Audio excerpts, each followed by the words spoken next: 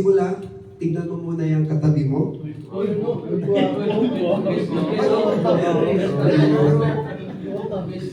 Sabihin mo sa kanya, blessed morning. Blessed morning,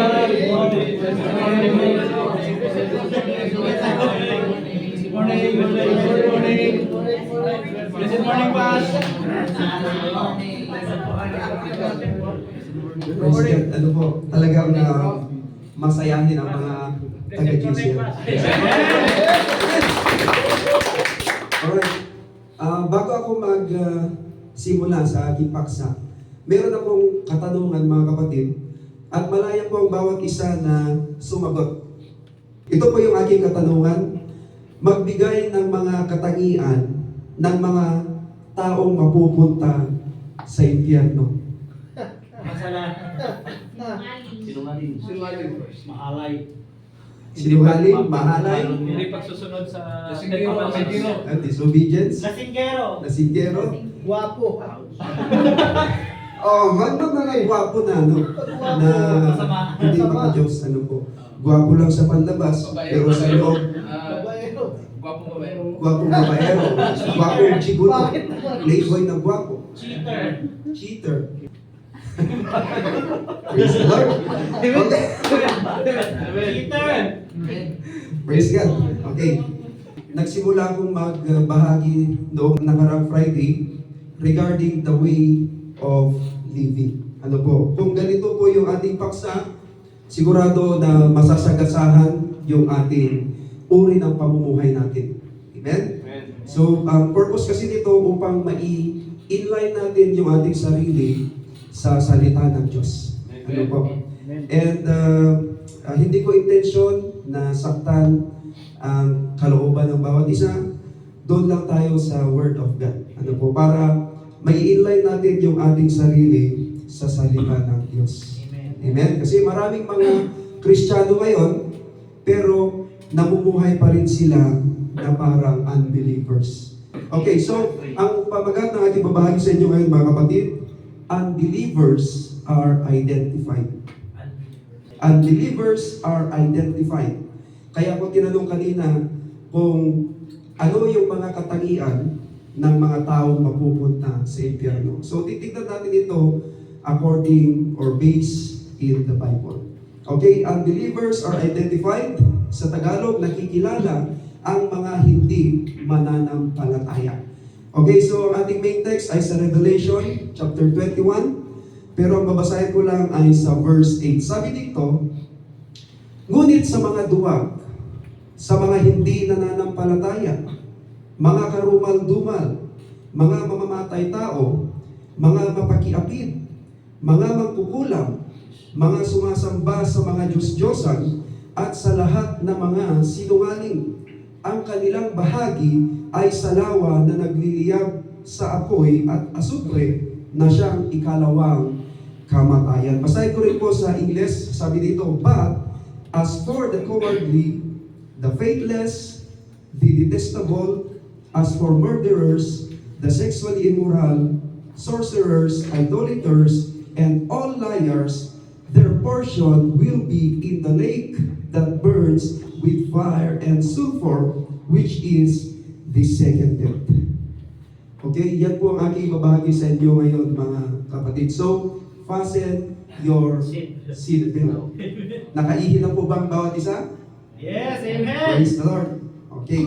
This morning, kung bakit ganito ang aking ibabahagi sa inyo, dahil na-observe ko na maraming mga tao ngayon na nagsasabing they believe in God, pero hindi naman makita sa kanilang pananalita. Pananamit at kilos, in short, hindi makita sa kanilang pamumuhay. Isa pa, may mga preachers na ayaw ipangaral ang impyerno o hell. Mas gusto nilang i-entertain ang mga nakikinig at gusto lang nilang ipangaral ang kasaganaan o prosperity. Dahil mas magandang pakinggan ito sa mga nakikinig at ayaw nilang bigyan ng warning o babala ang mga nakikinig. Binanggit ng Panginoong Hesus ang langit at impyerno sa kanyang mga turo. Both directly and indirectly. Ibig sabihin, binanggit niya man o hindi ang mga salitang langit at impyerno or heaven and hell ay pareho niyang itinuro ang mga ito. Ang kanyang pagtuturo sa mga paksang ito ay napakahalaga upang malaman ng tao ang kanyang destination pagkatapos sa buhay na ito. Amen? Ang langit at impyerno ay hindi kathang-isip. Hindi kathang-isip lamang, hindi imagination lamang. Ang mga ito ay itinatag ng mga katotohanan na pinagtibay ng anak ng Diyos. Walang iba kundi ang ating Panginoong Hesukristo. Amen? Marami ang nagsasabi sa Panginoon bilang labis na maluwag sa kasalanan. Ngunit ito ay sumasalungat sa Jesus ng kasulatan dahil ang Panginoong Jesus ay nagsalita o nagturo ng husto tungkol sa impyerno na nagbabala ng sakdal na katarungan ng Diyos. A warning of God's perfect justice. May mga sikat na mga preachers na nagsasabi na mas maraming beses na binanggit ng Panginoong Jesus ang impyerno kaysa langit. Posibleng ginawa niya yun. Ngunit kahit alinman ang mas maraming binanggit ng Panginoon tungkol sa langit at impyerno, si Jesus at ang kanyang mga apostol ay hindi umiwas sa pagtuturo tungkol sa katarungan ng Diyos at sa walang hanggang paghatol sa masasama. Kaya hindi rin tayo dapat matakot na talakayin ang katotohanan ng impyerno. Amen po ba tayo dyan? Amen. Ang gospel ay ang mabuting balita na nagtuturo sa atin nang dahil sa biyaya ng Diyos at sa gawain ni Kristo, hindi na natin kailangang pumunta doon sa impyerno. Praise God. Sa reality, mga kapatid, maraming mga tao na ayaw pakinggan ang salitang impyerno. Bakit? Dahil iniisip agad nila na kamatayan. Maraming takot mamatay. Lalong-lalo na kapag hindi ka sigurado sa destination mo after sa buhay na ito. Mas gusto nilang pag-usapan ang makalangit na usapan, pero ang problema, ang kanilang gawa ay hindi sumasang-ayon dito. Sa verse 2 pa lang nitong chapter 21 ng Revelation na ating pinag-uusapan, ay binabanggit ang tungkol sa New Jerusalem, the holy city. Okay, tignan natin Revelation chapter 21 verse 2. It says, "Then I, John, saw the holy city, the New Jerusalem, coming down out of heaven from God, prepared as a bride adorned for her husband." This was written by John the Apostle at Patmos o sa island of Patmos. Diyan kasi nila kinukulong yung mga kriminal. Napabilang si John the Apostle na na-exile dyan, pero hindi siya kriminal dahil nagkaroon ng anti-Christian persecution that time during Roman Empire at pinagtatrabaho sila doon. Diyan ni-reveal ng Diyos ang kanyang mga salita at ang testimony of the Lord Jesus Christ. So, hindi siya nagsusulat ng kanyang sariling kaisipan. Kung mapapansin ninyo, yung binasa ko, sabi ni John the Apostle, I saw. Pinapakitaan siya ng vision ng Diyos at yun naman ang kanyang isinusulat. At ano itong New Jerusalem na ito? The holy city, it is the eternal home of believers. Ngayon, saan naman yung mga unbelievers? The unbelievers spend eternity in the lake of fire that burns with fire and sulfur. Nakakatakot mga kapatid. Yung ang init pa lang sa labas kapag 40 above, napakainit na. Imagine yung fire and sulfur. Ano ulit ang aking binabahagi sa inyo? Unbelievers are identified. Nakikilala ang mga hindi mananampalataya. And unbelievers are identified in this verse na ating pinag-uusapan ngayon. Kaya tinanong ko kayo kanina kung ano-ano ang mga katangian ng mga mapupunta sa impyerno. At ano-ano ang mga katangian nila?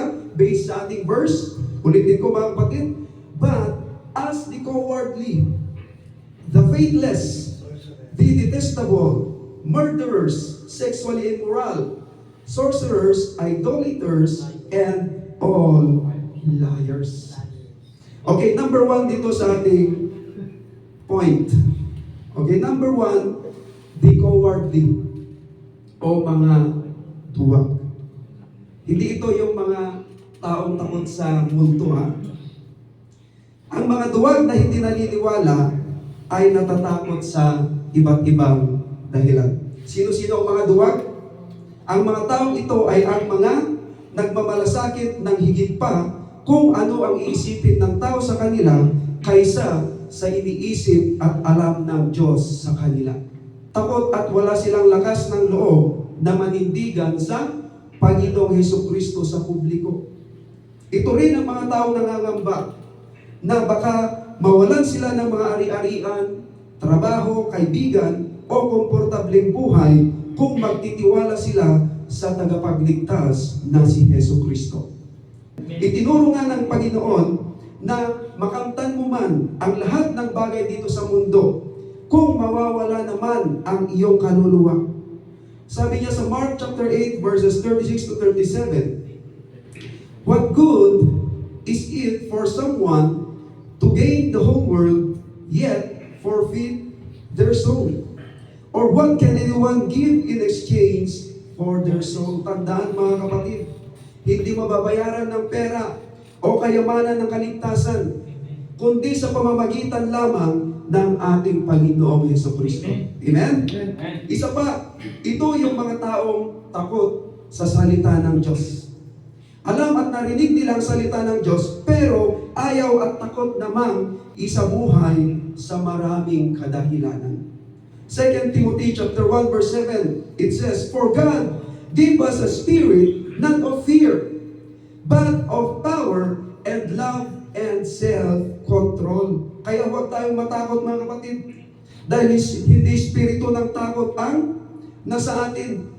Ang talatang ito ay hindi lamang tawag sa katapangan o bravery.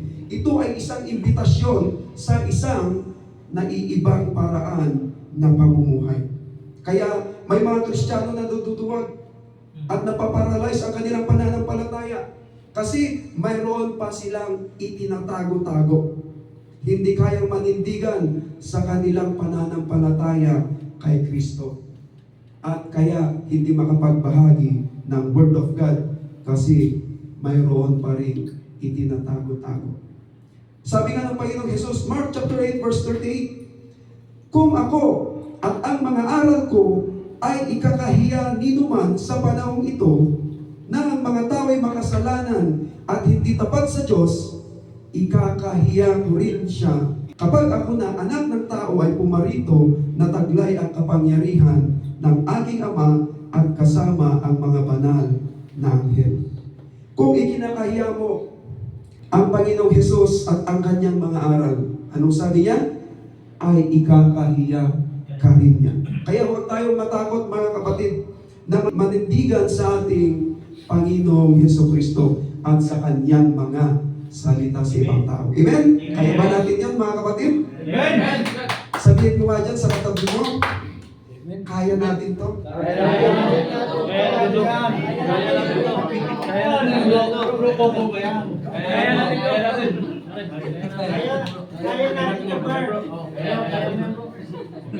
Praise God. Kitang bukas pa lang tayo mga kapatid. Number 2, the faithless, mga hindi nananampalataya. Mark chapter 16 verse 16, sabi dito, ang sumasampalataya at mabautismuhan ay maliligtas. Datapwat ang hindi sumasampalataya ay parurusahan. Maliwanag mga kapatid. John chapter 3 verse 18, ang sumasampalataya sa Kanya ay hindi hinahatulan. Ang hindi sumasampalataya ay hinatulan na sapagkat hindi siya sumampalataya sa pangalan ng bugtong na anak ng Diyos. Kaya mga taong faithless o hindi nananampalataya ay may hatol na unless mag-repent at tanggapin ang Panginoong Hesus bilang kanyang tanging tagapagligtas ng kanyang buhay. Amen? Kaya huwag tayong matakot na ibahagi ang Panginoong Hesus sa iba, lalo na sa mga hindi nananampalataya. Dahil kaawa-awa ang kanilang mga kalagayan. Sila ay parurusahan at hahatulan ng Diyos pagdating ng Judgment Day. Alam nyo, ang ginagawa ni Satanas sa mga unbelievers, 2 Corinthians chapter 4 verse 4, ayaw nilang maniwala sa magandang balita dahil ang kanilang mga isipan ay binulag ni Satanas na naghahari sa mundong ito. Binulag niya sila para hindi nila maintindihan ang magandang balita tungkol sa kapangyarihan ni Kristo na siyang larawan ng Diyos. Anong trabaho ni Satanas? Binubulag niya ang isipan ng mga tao upang hindi nila maintindihan ang gospel. Itong mga faithless o hindi mananampalataya ay mga taong hindi naniniwala sa Panginoong Hesus bilang tanging tagapagligtas ng kanilang buhay. Hindi rin sila naniniwala sa Biblia na siyang salita ng Diyos. Yung hindi pagsampalataya sa Panginoong Hesukristo, mga kapatid, ay napakalaking kasalanan at walang kaligtasan. Number 3, the detestable o mga karumal-duman. Ito yung mga taong may mga addictions.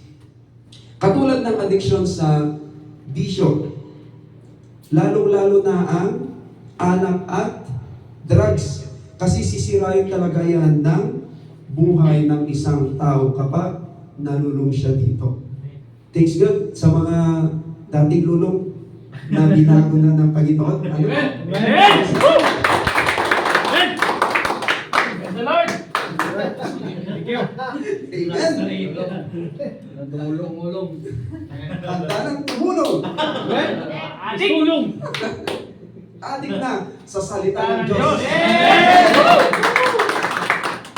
Isa pang halimbawa ng karumal-dumal ay ang kabuktutan. Ano yung kabuktutan? Malalim ito. O kaya'y perversity. O kaya'y kahalayan o immorality. At ito ay sexual o erotic o pakikipagtalik sa tao na iba-iba at pakikipagtalik sa hayop. Dahil itong mga nakapanood na kayo ng ganon? Oh, praise the Lord, ano ba? Nakabalita, oh. Ako, ayos din nakapanood ako ng ganon, mga high school life, teenager life, mga kapatid. Romans chapter 1, verses 26 to 27. Sabi dito, dahil dito'y hinayaan sila ng Diyos sa mahahalay na pagdanasa. Ayaw nang makipagtalik ng babae sa lalaki. At sa halip ay sa kapwa babae sila nakikipag-ugnayan. Ganoon din ang mga lalaki. Ayaw na nilang makipagtalik sa mga babae. At sa kanilang kapwa lalaki, sila nahuhumaling. Praise the Lord. Amen! Hallelujah! Praise the Lord. Nakatingin sila sa akin natin. Okay, tuloy ko basahin. Ginagawa nila ang mga kasuklam-suklam na bagay, kaya't sila'y paparusahan ng nararapat sa kanilang masamang o masasamang gawa. Kabilang din ang mga homosexual. Ano po yung homosexual? Mga bakla, tomboy, o kaya'y bisexual. Na nakikipagtalik sa kapwa nila kasarian. Hindi ko sinasabi na porke bakla ka or tomboy ka na, ay makokondem ka na, ha? Unless, huwag mong gagawin ang pagkikipagtalik sa kapwa mo kasarian. Praise God! Amen! Praise God! Amen. Hindi lang yan, mga kapatid. Kabilang din ang mga mahilig makipagtalik sa mga bata. Anong tawag doon? Pedophile. Ito ay sexual perversion na ginagawang sexual object ang mga bata. Iba pang mga halimbawa ng karumal-dumal ay ang panonood ng pornography. Addict sa pornography. Itaas nga ng kamay yung mga nanood pa rin ng ganito ngayon. Ano sa lang? Praise the Lord.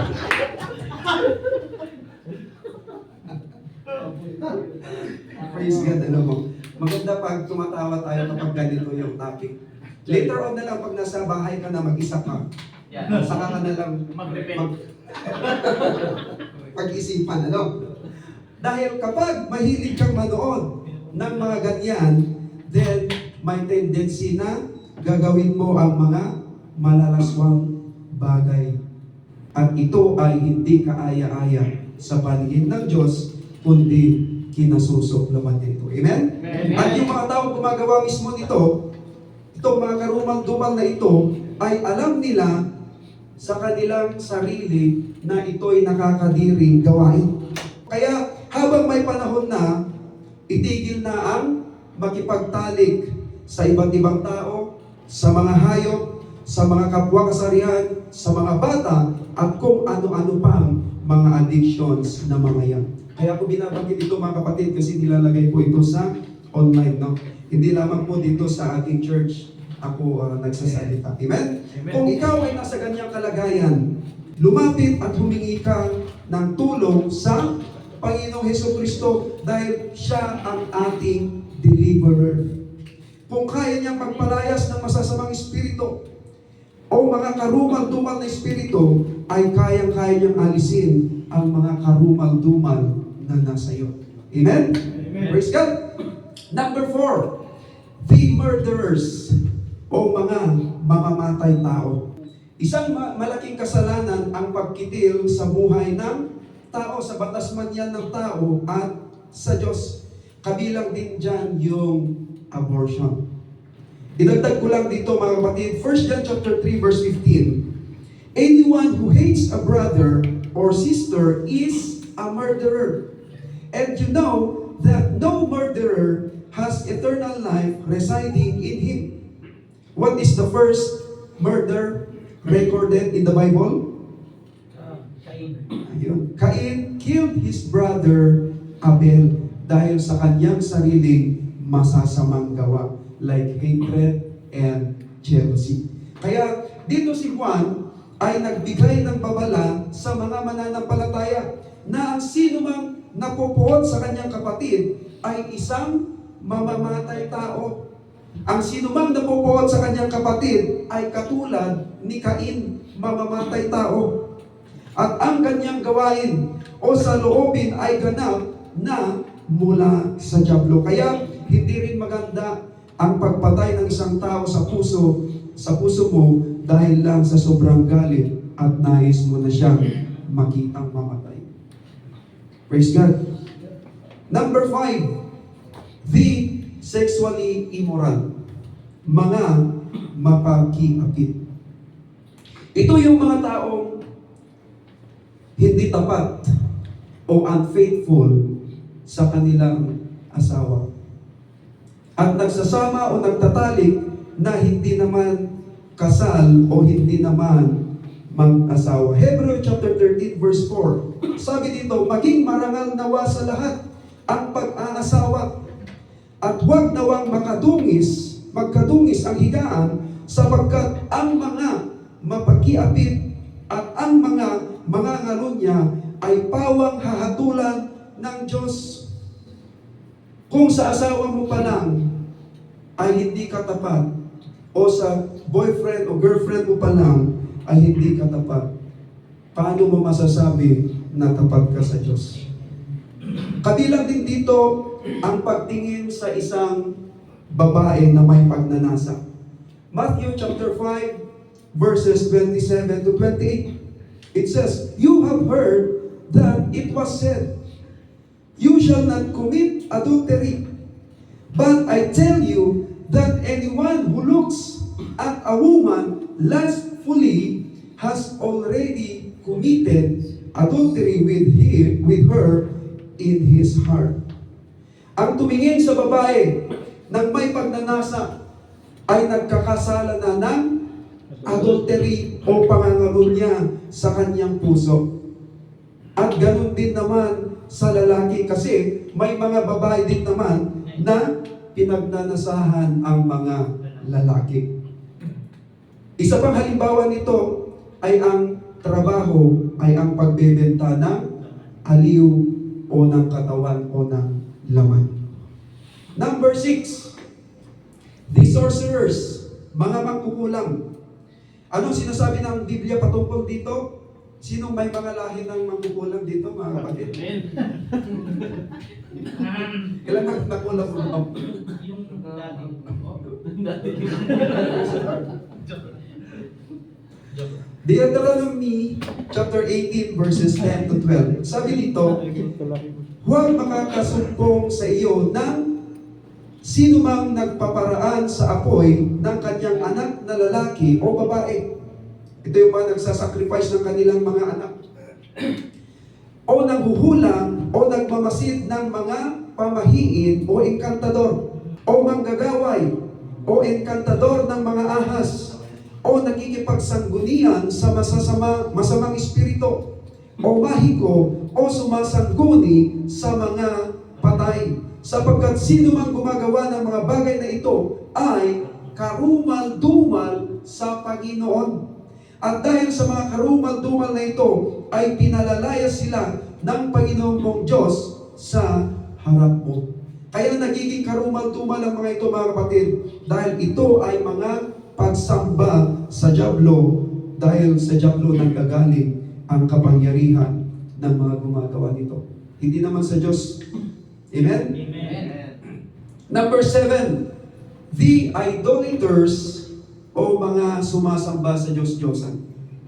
Ito ang mga taong yumuyuko sa mga huwad na Diyos na gawa lamang ng kamay ng tao. Kabilang ang mga taong sumasamba sa mga hayop, araw, buwan o tao at ginagawa nilang Diyos. Diba? Katulad ng mga Hinduism, diba? Ang Diyos nila ay katulad ng cow. Katulad na marami silang mga Diyos-Diyosan. Even yung Buddhist, di ba, si Buddha, dating tao na naging Diyos para sa kanila. Ngayon, pagdating sa Diyos-Diyosan, mga kapatid, ay hindi lamang sa pagsamba sa mga larawan at rebulto, kundi anumang bagay na inilalagay mo sa kalagayan ng Diyos ay Diyos-Diyosan. Colossians chapter 3 verses 5 to 6. Sabi dito, patayin nga ninyo ang inyong mga sangkap ng katawang na nasa ibabaw ng lupa. Ano ang mga ito? Pakikiapid, karumihan, masamang pita, masasamang nasa, at kasakiman na iyay pagsamba sa mga Diyos-Diyosan. Na dahil sa mga bagay na iyan ay dumarating ang kagalitan ng Diyos sa mga anak ng pagsuway, mga kapatid. Number 8, o panghuli natin, mga kapatid, all the liars. Lahat ng mga sinungaling, mapa white lies man yan, still sin. Mga hindi totoong mga pangako. Pangako dito, pangako doon. Pero napapako naman. Amen. Praise the Lord. Ako rin naman, mga dating buhay. Pangako dito, pangako doon, ngunit napapako naman. Okay, katulad ng panlilin lang. Maraming mga babae at lalaki ang nililin lang dahil sa kasinungalingan. 1 John chapter 4 verse 20, it says, if anyone says, I love God, but hates his brother, he is a liar. For whoever does not love a brother whom he has seen cannot love whom he has not seen. Remember this, mga kapatid, kung ikaw, yung tao na lagi na lang nagsisinungaling sa iyong asawa, kaibigan, kapamilya o sa tao, alam niyo ang gamot dyan, mga kapatid? Ano ang pwedeng gamot dyan? Ugaliin ang pagsasabi ng totoo. Alam niyo ba, ang ama ng taong napakasinungaling, John chapter 8 verse 44. Ang dyablo ang inyong ama, at ang kagustuhan niya ang ibig ninyong gawin. Noon pa man ay mamamatay tao na siya, hindi siya pumanig sa katotohanan kailanman, sapagkat walang puwang sa kanya ang katotohanan. Likas sa kanya ang magsinungaling, sapagkat siya ay talagang sinungaling at siya ang ama ng kasinungalingan. Ang ama ng kasinungalingan ay ang dyablo. Kaya kung ubod ka ng kasinungalingan, sino ang iyong ama? Dyablo. Ngayon, saan ang bahagi o destination ng mga unbelievers? Base sa ating talata sa Revelation chapter 21 verse 8. Anong sabi doon? Ang kanilang bahagi ay sa lawa na nagliliyab na apoy at asopre na siyang ikalawang kamatayan, mga kapatid.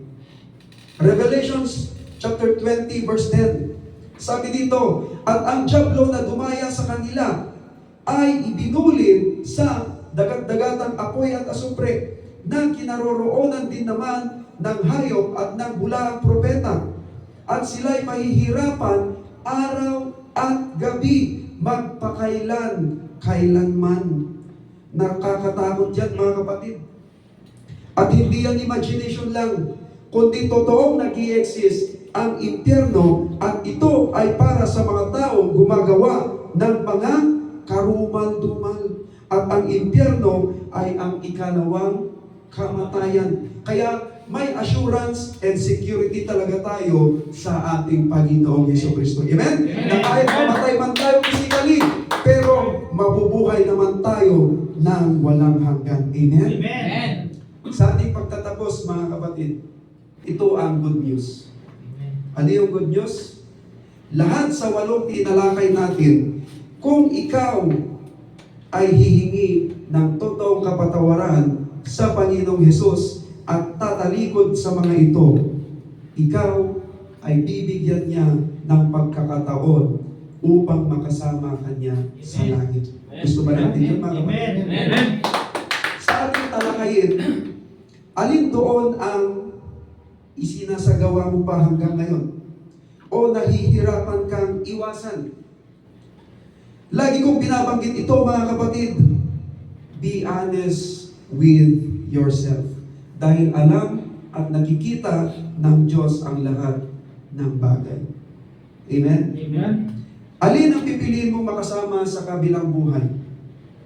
Ang Diyos ba? At sa Kanya matatagpuan ang totoong kapayapaan at kapahingahan?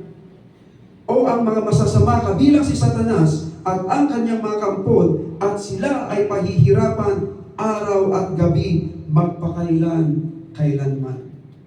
Yun ang dapat nating isipin, mga kapatid. Yung future. Hindi yung future natin dito sa mundong ito, kundi yung future pagkatapos ng buhay na ito, mga kapatid. Amen? Maaaring nag-i-enjoy ka sa ngayon sa mga hindi magagandang gawain. Pero, you will pay the consequences later. Pagbabayaran mo yan dito man sa lupa at lalong-lalo na doon sa impyerno. Unbelievers are identified and exposed through this verse. And who are they? The cowardly, the faithless, the detestable, murderers, the sexually immoral, sorcerers, idolaters, and all liars. Their portion will be in the lake that burns with fire and sulfur, which is the second death. Amen? Amen. Palampakan natin ang Panginoon. Nais ko munang magsitayo kayong lahat.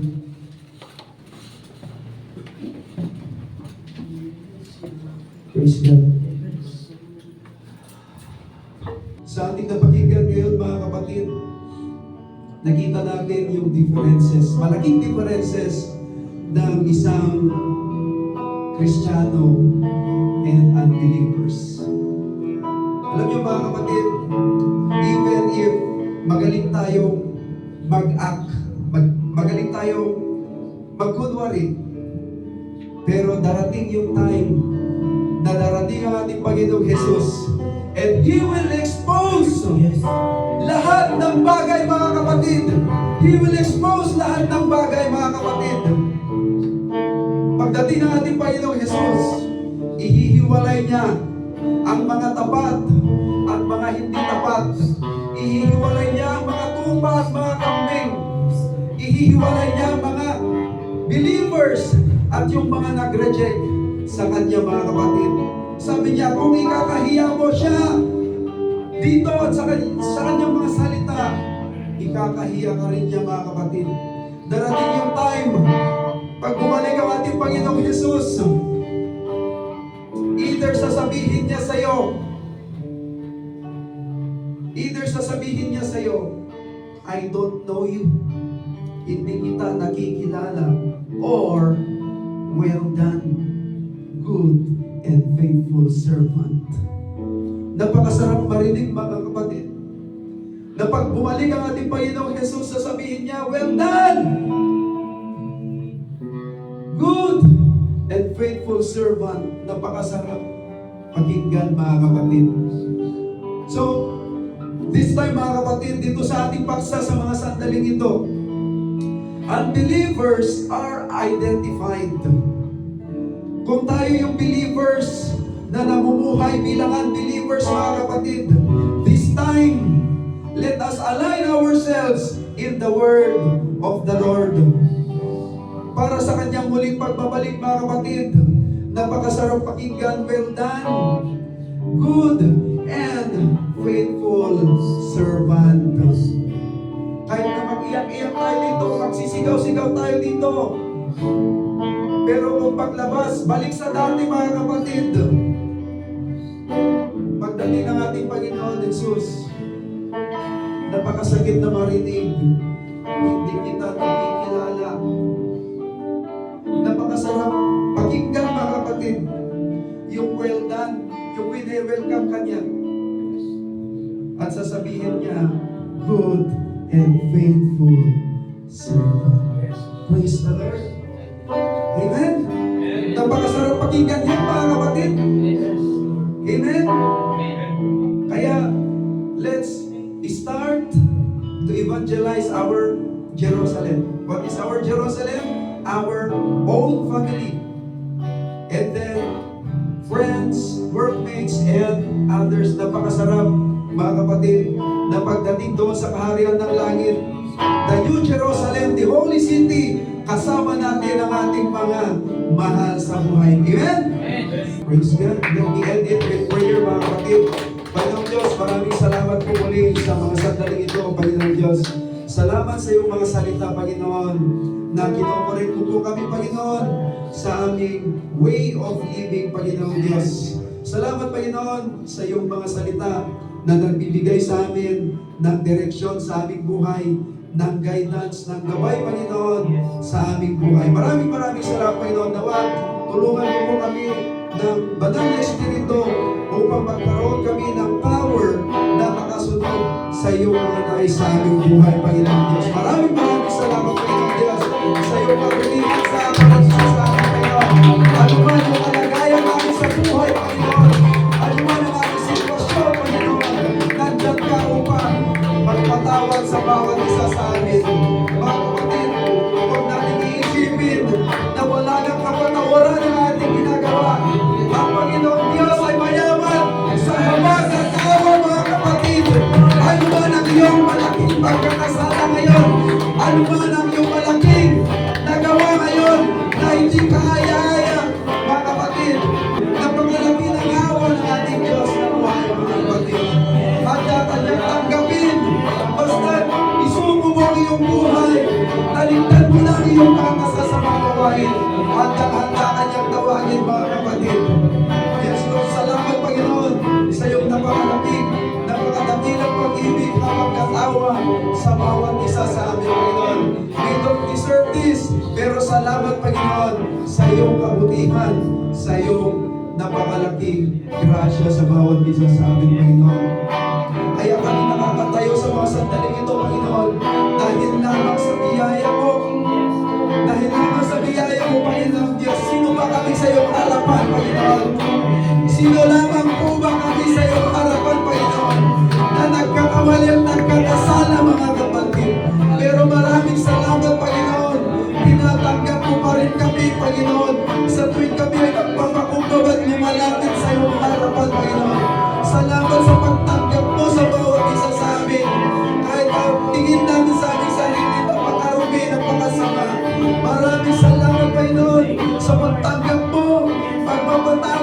paglilinis mo sa bawat isa sa amin, lalo-lalo na sa iyong mga salita, Panginoon Diyos. Sa aming pagpapatuloy sa aming buhay, Panginoon. Samahan mo po kami, Panginoon. Samahan mo po kami, Panginoon. Gabayan mo po kami, Panginoon. Huwag mo pong hahayaan na mawala kami ng landas ng buhay. Huwag mo pong hahayaan na mapahamak kami, Panginoon. Bigyan mo po kami ng kalakasan, Panginoon.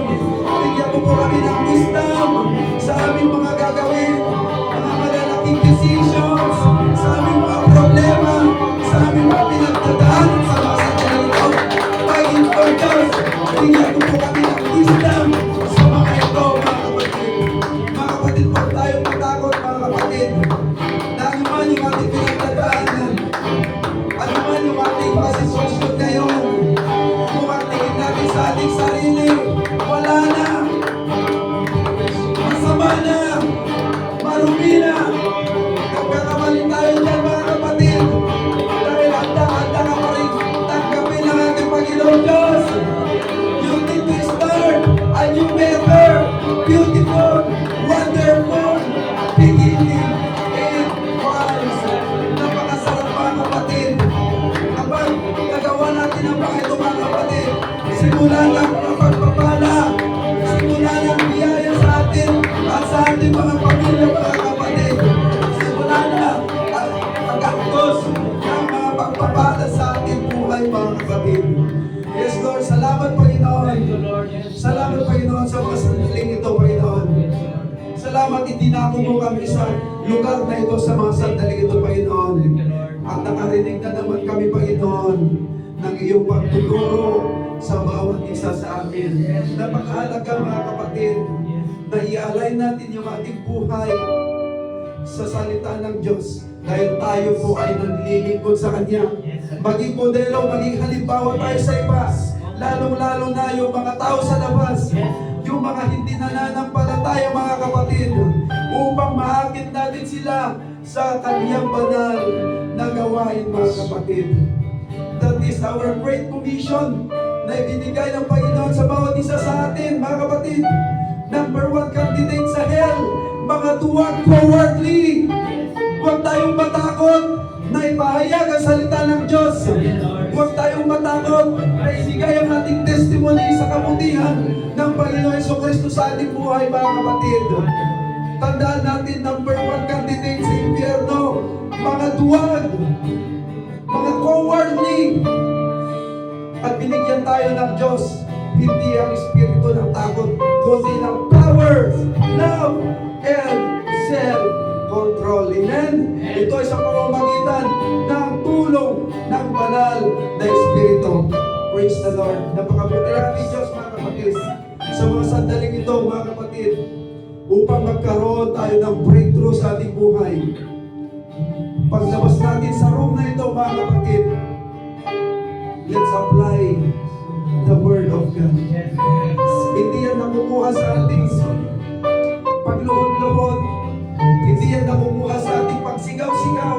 Hindi yan nakukuha sa ating pag-iyak-iyak sa Kanya, mga kapatid. Just apply the Word of God sa iyong buhay. Huwag kang matakot, kapatid.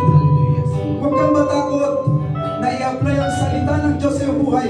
Huwag kang matakot na mawalan ng friends, na unbelievers, mga kapatid. Huwag kang matakot kung ano man ang sabihin nila sa iyo. Huwag kang matakot, kapatid, na ibahagi ang salita ng Diyos sa mga tao, mga kapatid. Amen. Praise God. Salamat, Panginoon. At sa aming pagtatapos, Panginoon Diyos, nawa lahat na pa ito, Panginoon, ipinagkakatiwala namin ang aming mga buhay, ang aming mga mahal sa buhay, ang aming mga pamilya, mga anak. Panginoon, pinagkakatiwala namin lahat ng mga ito sa iyong makapangyarihang kamay. Hawakan mo po kami, Panginoon, na wag po kaming mapahamak, Panginoon. No weapon of the enemy na makakalapit sa amin, Panginoon. Lalong-lalo na, Panginoon, ang aming mga pamilya, Panginoon. Ikaw mismo ang nag-design ng godly family or Christian family, Panginoon Diyos. Tulungan mo po kami, Panginoon, na may apply namin ito sa aming pamilya. Praise the Lord. Napakabuti mo po, Panginoon, sa bawat isa sa amin. Kung titignan lang namin, Panginoon, yung aming mga previous lives, napakasama, napakadilim, napakarumi. Pero salamat, tinawag mo po kami. Salamat sa opportunity na ito. At kami na po ay naglilingkod sa iyo. Hindi lang yan, kami na po ay ginagamit mo sa iyong banal na gawain, Panginoon Diyos. Panginoon, sa lahat ng aming mga kapatiran na nakakaranas man ng matitinding sitwasyon, matitinding circumstances sa mga sandaling ito, Panginoon Diyos, tulungan mo po sila, Panginoon, na makawala sila sa mga ito, Panginoon Diyos. Magkaroon sila ng breakthrough sa kanilang buhay, na balang araw, yung malaking pagkakamali na yan, Panginoon, ay magiging napakalaking testimony ng kanyang buhay. Balang araw, tatayo siya sa harapan, sasabihin niya, salamat, Panginoon, pinalaya mo po ako. Pinalaya mo po ako sa kanyang kalagayan. Maraming salamat, Panginoon. Yes, Lord. Yes, Lord. Hallelujah. Hallelujah.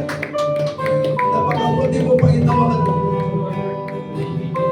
Bawat isa sa amin, Panginoon, ginagamit mo po, Panginoon, na magbigay ng patuto, ng encouragement sa bawat isa, Panginoon Diyos. Huwag mo pong hayaan na mapahabang po ang bawat isa sa church na ito, Panginoon. Lalo-lalo na po ang aming mga mahal sa buhay, Panginoon. Maraming salamat, Panginoon, sa napakalaking awa mo, napakalaking pag-ibig mo sa bawat isa sa amin, Panginoon Diyos. Lahat ng mga ito, Panginoon, we give it all to you. We entrust to you our lives. We entrust to you our future. We entrust to you our all in all, Panginoon Diyos. At sabi mo, sa Romans, lahat ng sumasampalataya sa iyo ay hindi mapapahiya. Praise the Lord! Lahat ng sumasampalataya, nagtitiwala sa Diyos, hindi mapapahiya, mga kapatid. Hindi tayo mapapahiya. Amen! Bakit kaputi ang ating Diyos, mga kapatid? Kaya patuloy tayo sumampalatayan, magtiwala sa Kanya. Darating ang araw, hindi tayo mapapahiya. Amen. Napakabuti po ng ating Diyos na buhay. Salamat, Panginoon, sa iyong kabutihan sa bawat isa sa amin.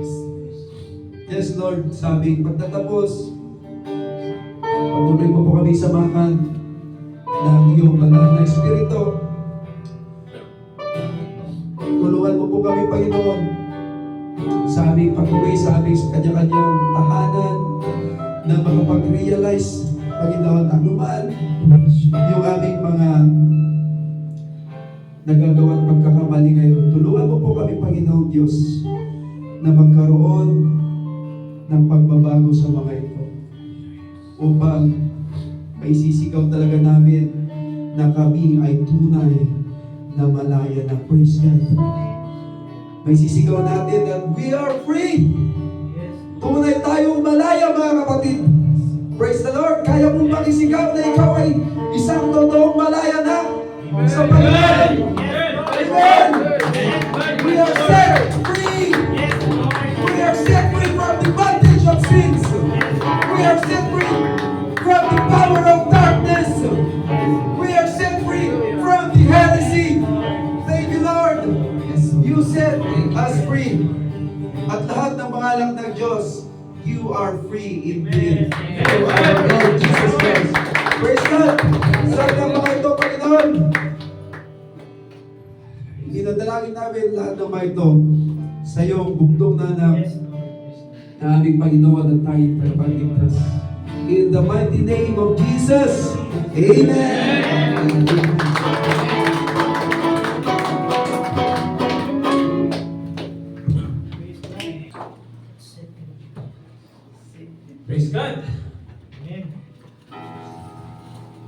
I set my sin free. Shape. God. Lord, thank you Lord. Sarap talaga pakinggan ng Pas kasi yun yan, previous life ko eh ganun din. Sa mga darkness na hindi ko pa kilala yung Diyos. Talaga. Maraming mga pagsubok sa buhay namin. Amen. So, yun nga, masakit. Pero ngayon, maluwag na. To the Father, through Jesus the Son, and give Him the glory which is He has done. Oh, perfect redemption, the purchase of love, to every believer, the promise of God. Now rises the banner, who truly believes the moment of Jesus, the pardon receive. Praise the Lord, praise the Lord, let the earth hear His voice. Praise the Lord, let the people rejoice. Oh, come to the Father, to Jesus, the Son, and give Him the glory when things He has done. Great things He has done, great things He has done, and great are rejoicing through Jesus the Son. But purer and higher and greater will be our wonder, our transport, when Jesus we see. Praise the Lord, let the earth hear His voice. Praise the Lord, let the people rejoice. Oh, come to the Father, to Jesus the Son, and give Him the glory, great things He has done. Praise the Lord. Let us remain standing. Romans chapter 15 verses 5 to 6, it says, May the God of endurance and encouragement grant you to live in such harmony with one another in accord with Christ Jesus, that together you may with one voice glorify the God and Father of our Lord Jesus Christ. Let us lift up our hands to receive the grace and blessings of our living God. Tayo manalangin. Panginoong Diyos, muli maraming salamat sa isang matagumpay na gawain, Panginoong Diyos. Maraming salamat sa paggamit mo na patuloy sa aming buhay, Panginoon Diyos. Maraming salamat, Panginoon, sa iyong kabutihan, sa pagpapala, sa iyong napakalaking biyaya sa bawat isa sa amin, Panginoon, at kabilang ang aming mga mahal sa buhay. Ganun din po, Panginoon, yung mga kapatiran namin na wala po sa mga sandaling ito, patuloy mo pong hipuin ang kanilang puso upang sa mga sumusunod na gawain, Panginoong Diyos, ay makasama namin sila. Ganun din po ang kanilang mga pamilya, Panginoong Diyos. Pagpalain po rin po sila, Panginoon Diyos. Lalong-lalo na po, Panginoon, yung mga nandirito ngayon, Panginoon. Pagpalain po kami, kabilang ang aming mga mahal sa buhay. Muli, Panginoon Diyos, sa aming pansamantalang paghiwa-hiwalay, pakaingatan mo po ang bawat isa sa amin na makarating po kami sa aming paroroonan ng payapa, matagumpay at masaya. Lahat ng ito ay dinadalangin namin sa iyong bugtong na aming Panginoon at tayong tagapagligtas. In the name of the Father, and of the Son, and of the Holy Spirit. Amen. Praise God.